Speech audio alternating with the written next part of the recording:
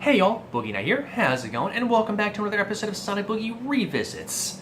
Look, I'm trying not to get into a habit of doing this very often, but this is going to be in the same vein as Kubo and the Two Strings in the sense that when I did the original review of this movie, I definitely don't feel like I did it justice. However, unlike Kubo and the Two Strings, I had the perfect excuse for this one, and that's because when I did the original review of this movie, well, it was the second review I ever did for the Sonic Boogie project. So to say I was trying to find my craft, well, that's an understatement to say the least.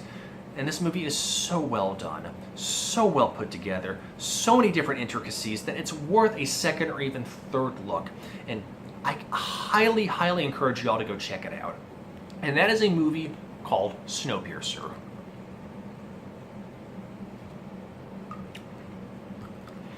Now, Snowpiercer was a 2013 science fiction action movie directed by Korean director Joon-Ho. It was actually also based upon a French graphic novel designed by Jacques Loeb. Now, before I get into the meat of this entry, just for a little background purposes, long story short, scientists were very concerned about the way global warming was impacting the Earth. So they had created a chemical that would get shot into the Earth's atmosphere to counteract such increasing temperatures. Well, that took quite the drastic turn on the Earth and basically created a second ice age, making all life extinct. But before that could take effect, eccentric engineer Wilford something or other had designed a bullet train along with a track that circled the entire Earth.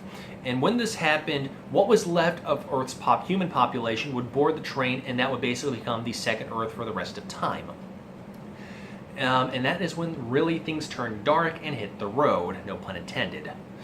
So the upper class was basically in the front of the train, and using this word loosely, it was in the movie, the scum, i.e. the lower class, was housed in the tail of the train.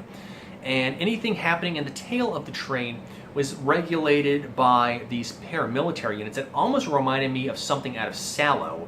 And I will get into that later on in the atmosphere of the movie, which I'm actually going to delve into. That's actually a really good segue. That's going to happen right now.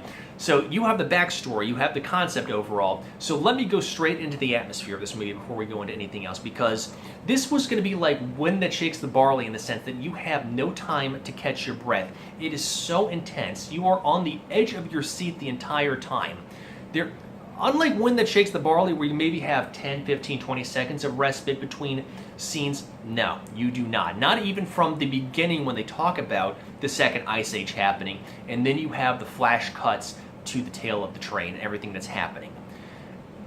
There's this sense of desperation right then and there, and then you see the paramilitary units, saying like, sit down here, sit down here. It's very regulated, almost in, I hate using this sense, or this phrase, but it's almost Fourth Reich-ish. It's so regulated. It's like, you sit, you sit, you sit, you get this, you get this. I mean, there's scenes where children are getting taken away for unknown reasons. They say for medical reasons, but you don't know why. You have people just, when are we going to rebel? When are we going to do this? When are we going to do that? It's so gritty.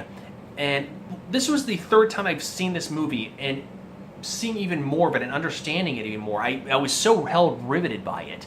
And maybe I'm just very empathetic to the characters, which I'll get into later on in this entry, but there's no way around trying not to feel happy-go-lucky about this. Even when there's a brief break in the shower scene and people are happy about that, you're just waiting to see when the next shoe will drop. Or when there's a scene when kids are getting brainwashed, almost like a Stockholm Syndrome kind of thing, and you feel sick to your stomach, and you see it from the main character's eyes, and you can't help but feel like this can only end poorly. It's so hard to describe unless you see this movie for yourself, but there's this unending atmosphere of desperation and sadness and trying to get to the end, even though you don't think it's going to happen. Because they're so launched in the tail of this train that there's a sense and atmosphere of hopelessness. It's almost like there's that, dark tunnel, and there's the light at the end of it so far away, and you don't know whether it's going to be, the end of the tunnel and you're going to merge into sunlight, or if it's an oncoming train. And I hope I'm describing this right for y'all, because once again, you have to see this for yourself to understand it for yourself. And that's going to tie into my second part of their description of this, and that is the theme. There are so many different themes flying about this movie that I'm only going to talk about a few of them. And like I said, desperation is one of them. This need to try and save your friends, try and save your family, even though you're playing against a stacked deck. And that's what the protagonists are feeling. And you see it in their eyes, and you see it in their actions, and you see it in their posture, that they don't know if they're going to survive through this.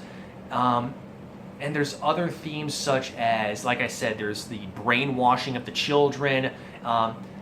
It really has this almost Fourth Reichish vibe. It's, like I said, I hate describing it as such, but it's kind of like if you take kids from one area and you're re-educating them, because there is a scene like that when kids are being like, Williford, Williford, Williford, and they're characters that belonged to the friends and the family of the people in the tail end, and you're just like, how did you get like that?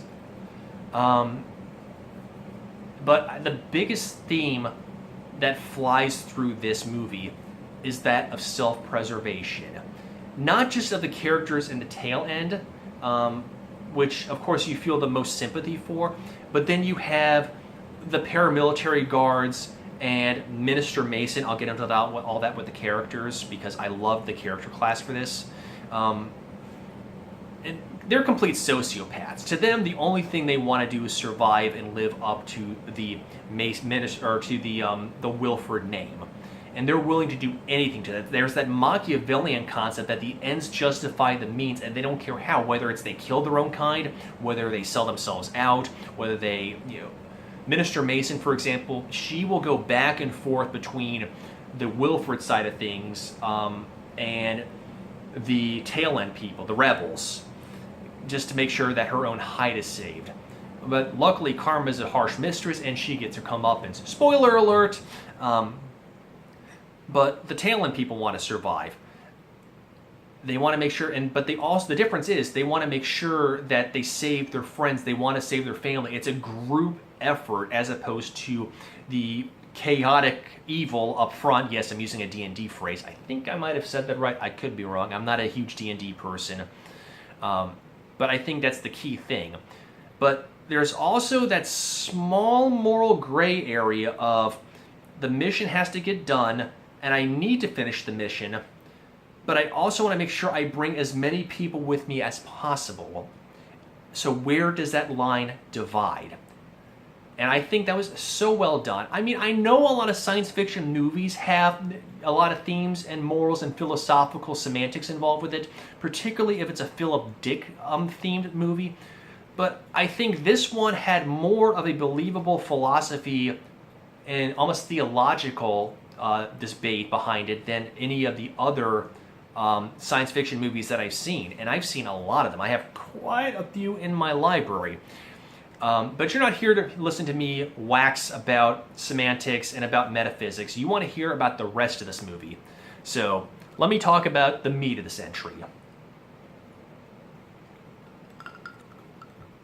And I want to talk about first, as I do for a lot of movies, the cinematography. This one was probably the best cinematography that I have seen in a science fiction movie. Yes, I went there. The gauntlet has gotten thrown down. And I'm not just talking about your basic over-the-shoulder shots or on-the-ground shots or angled-up shots. There are scenes where the main character, he's lying down and his buddy is lying in a bunk just below him. And when they're talking back and forth, the camera will gray out the person that's listening and focus in on the person that's talking, and then flip-flop back and forth, which I think was kind of cool. So you're not kind of going back and forth. You see the person itself who's talking, and you think about it for yourself. Let's say I'm talking to Harkov. I'm focusing on him. The rest of the world's kind of graying out around me, and probably the same case when he's talking to me. So think about it if somebody is listening to us go back and forth to each other, you're focusing on that one person. You're not focusing on the other person. So the other person's kind of gonna get kind of blurred out in favor of that other person. And of course, you have the scenes of the over-the-shoulder shots where maybe the main character is getting ready to attack somebody or is interrogating somebody, and that's going on. But I think one of the best scenes is during a fight scene between, and I'll get into all that with the plot, is there's a night vision scene, and the antagonists are basically putting on night vision goggles because everything else is in the pitch dark. And you're seeing it from their night vision perspective. So it's a first-person perspective, almost like an FPS, but it reminds me of Hardcore Henry, which is a movie that was shot entirely from a first-person perspective. But this is done so in a much more gritty way, in a much more believable way. It's kind of like if you're a soldier somewhere and you're in a night vision area, and I'm saying this in real life, I'm not saying this in a video game perspective, and they're on a rescue mission, they're on a kill or be killed, and you're seeing it from that vision, like you're watching it from wherever the mission is being housed, whoever's watching the cam footage. So I think that was extremely well done. I think Joon-Ho pulled no punches from that whatsoever. He spared no expense, and I think that's just the cinematography alone splits that apart from your average science fiction movie. Next, I want to talk about the characters. Oh my god, what an amazing powerhouse cast of characters. I know I've talked about this in my review of Road to Perdition, saying that, you have Paul Newman, you have Tom Hanks, you have Jude Law, and they work well together. Don't get me wrong, but with that, they're kind of all independent, working, against each other to some extent. Whereas with the cast of Snowpiercer, 99% of them are cohesive and they're together as a team. You have characters like Chris Evans, aka Captain America. You have Octavia Spencer. You have John Hurt. But of course, the one person that's you also have Ed Harris, who I love Ed Harris. I mean, I have loved Ed Harris as an actor since I saw him when I saw The Abyss. God, when was it? 90, 91, 92? I forget. But who sold me on it completely was the incredible sociopathic Tilda Swinton. You could have the worst possible movie in the world. You could have a Medea movie, and if you insert Tilda Swinton into that movie, you have my attention. But the protagonists were Chris Evans, Octavia Spencer, John Hurt, I forget the other character, who basically played, his name was Edgar in the movie, who was Chris Evans's, basically his second in command. And then you have Ed Harris as the elusive Wilford, who, until the very end of the movie, for all intents and purposes, he is a MacGuffin. You don't even know if he's real or just a simulacra invented by the paramilitary force just to keep people in check. And then Tilda Swinton plays Minister Mason, who's basically enforcing everything that goes on the train. And it's just so well done. I mean, you have the tail characters working together as a team, even though, of course, there's going to be some friction with them, but it's, I'm going to do this, you're going to do this, you're going to do this, and this is going to happen now, then, and then. And then you have the chaos of the paramilitary people up front, i.e. Tilda Swinton and her paramilitary forces and everything like that. And so apathetic. I mean, I said that I was going to talk a little bit about it, but I mean, it's funny watching the characters, the tail people, evolve, because they start off as this bitter, group of grunts that are just determined to rebel to get out of the state that they're in. But you see them grow as a force, saying, here's how we're going to focus our attention and get to that point. Whereas you have the paramilitary people up front that are completely static. And like I said, I mentioned sallow in the beginning, and that's because they are so apathetic, and no matter what's happening, they're so whatever. I don't care. I mean, it's kind of funny to watch, and you just kind of think to yourself, is this really what could possibly happen? Are you really that jaded and static and dulled to the environment that you don't care what's happening to your fellow colleagues? I mean, don't get me wrong, I could be the most jaded and cynical person in the world, but if something happened to Kharkov, or Neosonic, or Morges, or Barry Grave, trust me, I will go from being the most whatever person in the world that I will be the most foaming at the mouth person you will ever see in your life. I mean, you will not want to see me in action, trust me. So I found that such a good study of contrast. Once again, you don't see that very often in sci-fi movies of the evolution of one group versus the de-evolution of one other group. So very well done. I cannot say enough good things about that. And once again, I don't think I'm doing this justice even a second time around, because once again, you had to pay 110% attention to this movie to understand all the intricacies, but I hope what I'm providing you gives some semblance of the good stuff. Now, the final thing I want to talk about of this movie is, of course, the plot. So once again, like I said, you have Chris Evans and his crew housed in the tail of the train, and it's completely squalid and disgusting position. Squalid living conditions. It is absolutely hideous.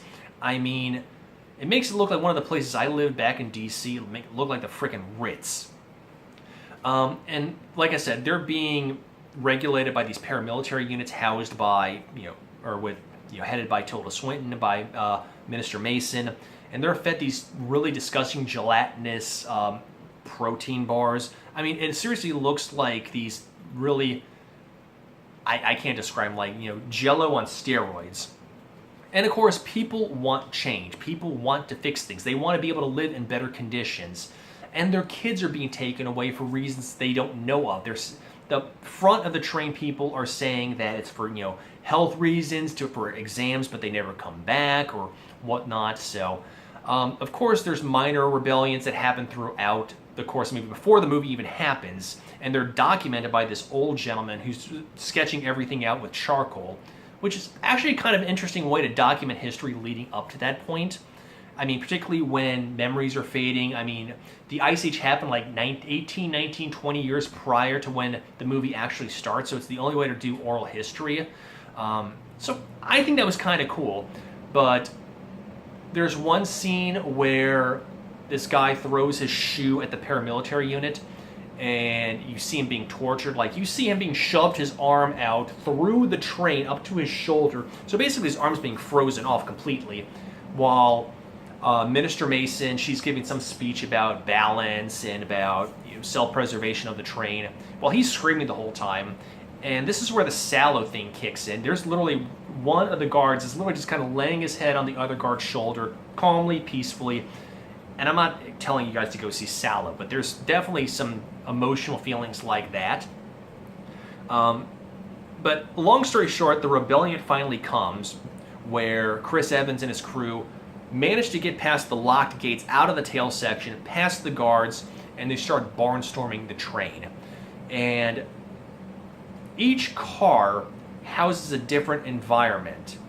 So in one car you have a greenhouse, in one car you have an aquarium, in one car you have a rave, in one car you have a salon, or it almost looks like a speakeasy meets a house of ill repute. So I think that was kind of cool, and once again that ties into cinematography and whatnot, but they are so fascinated by this sort of thing happening. But at one point, of course, they finally capture Tilda Swinton's character, Minister Mason, and demand she take them to the front of the train. And once again, there's one other scene I'm going to get into before I kind of really just get towards the end of it, because that's kind of what happens.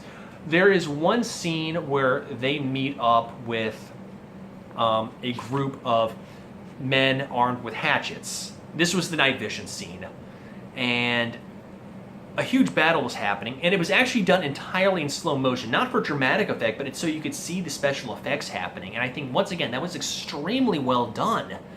But there's one scene halfway through the battle where the captain of the hatchet guard starts yelling, "We're passing this one point," and there's this countdown.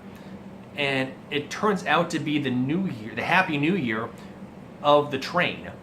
Because there's no way to tell that that New Year's is happening. So that, for all intents and purposes, that is their Happy New Year. And I thought that was kind of cool, and also a little silly that it's like, Happy New Year! They literally pause in the middle of the fight and shake hands with each other and go, I'm getting older and blah, blah, blah, blah, blah, and immediately resume the fight. But whatever. I mean, I'm picking things apart with a fine-tooth comb at this point. So they capture Minister Mason, and they say, like, okay, you've got to take us to the front of the train. That's the only way we can talk to Wilford. And that's when they start passing more of the carts. They pass through the classroom with the kids basically being brainwashed to love and obey Wilford and all else. It's pretty disgusting. I mean, there is one part in the classroom where the kids pretty much howl. Like I said, this goes back to like a Fourth Reich kind of vibe.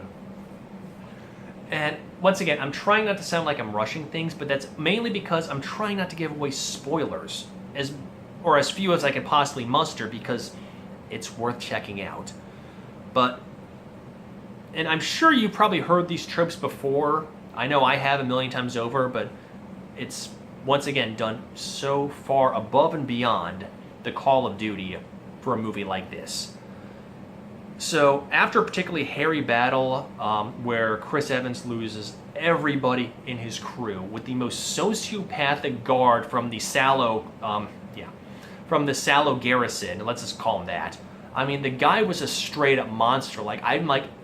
I know this is a movie, but I just wanted to crawl through the TV screen and just, beat him to death with my rings.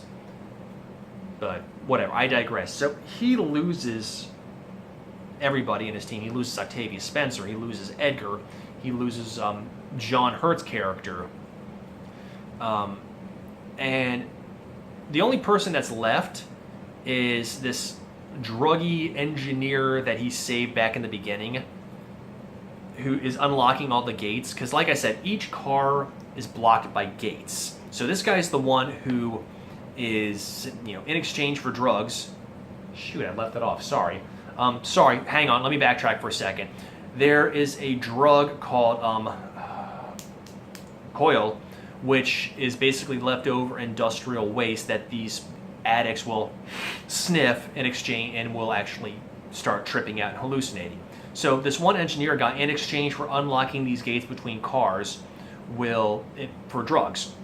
So he gets to the front of the train, and this is really when you have the huge plot twist, is that the drug addict engineer is actually taking the drugs, the leftover industrial waste, and building a bomb.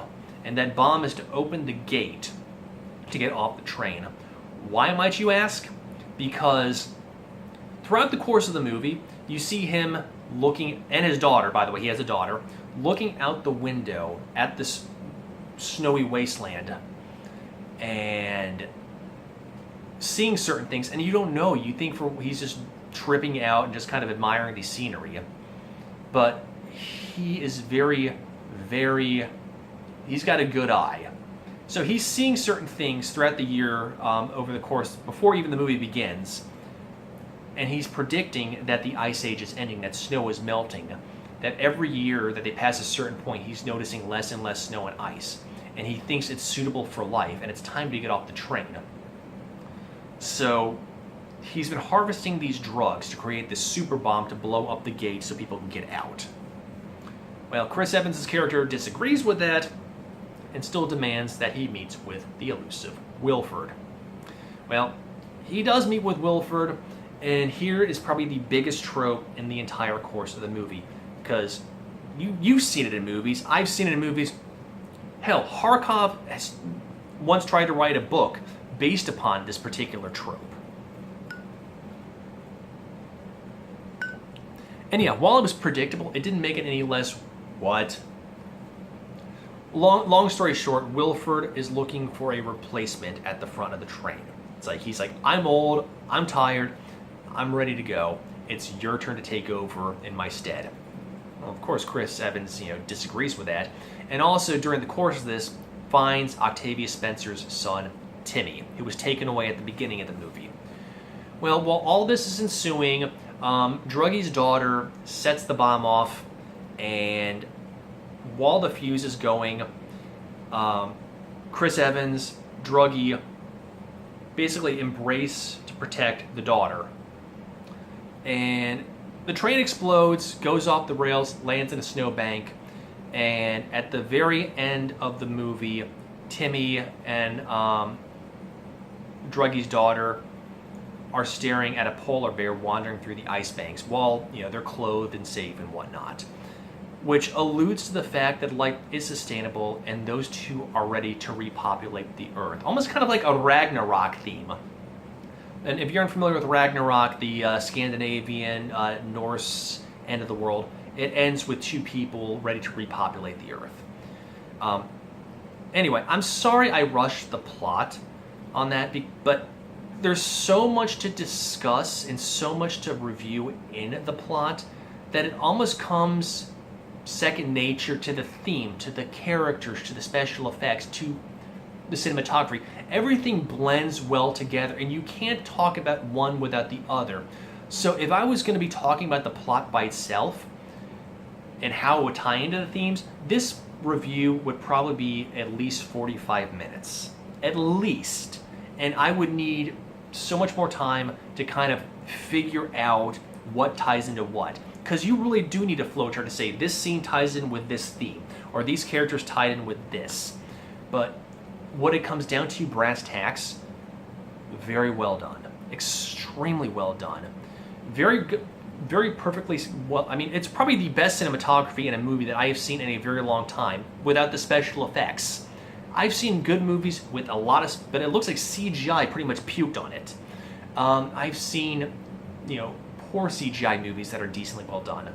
But this movie focuses barely, if at all, on special effects and entirely on the plot, on the cinematography, on the characters, on the themes of self-preservation, and balance, and character development, and if A, then B. So, even if you are not a science fiction fan at all, you really do need to go check this out for yourself, because it is totally worth it. It's out on DVD, it's on YouTube, it's on Amazon, it's on Redbox, it's out there for everybody. So please, go check it out. But, of course, my opinion doesn't matter, so let me know what you guys think in the comments below. Now, before I call it a day, if you like the Sonic Boogie project and you want to see more, I do have a Twitter channel. And I also have an open Discord channel, and links to both of those are in the description below. As well as a link to my Patreon account if you are so inclined. But with that being said, I hope you all have a fantastic afternoon, and I'll catch you on the flip side, alright? Peace.